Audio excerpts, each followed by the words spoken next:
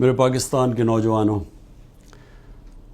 پاکستان ایک خواب تھا علامہ اقبال کا اور قائد اعظم کا، اور وہ کیا تھا کہ وہ ان کی ساری جد و جہد تھی کہ ہندوستان کے مسلمان آزاد ہوں، اور وہ آزاد کیسے ہوں؟ وہ جو مدینہ کے اصولوں کے اوپر نبی صلی اللہ علیہ وسلم نے ایک ریاست بنائی تھی، جس سے جو لوگ آزاد ہوئے انہوں نے دنیا کی امامت کی، وہی اسی طرز پہ پاکستان کا یہ خواب تھا۔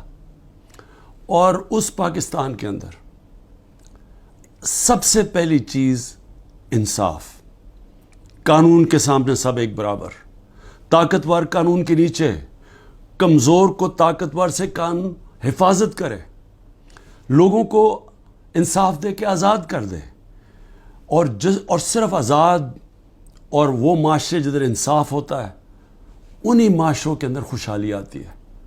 ہمیں کسی کو یہاں اس ملک سے باہر جانے کی نوکریاں ڈھونڈنے کی ضرورت نہیں ہے۔ جس وقت، اور آپ سب نے جد و جہد کرنی ہے، جس وقت انصاف آئے گا، انصاف کے ساتھ میرٹ، اور میرٹ اور انصاف خوشحالی لے کے آتا ہے۔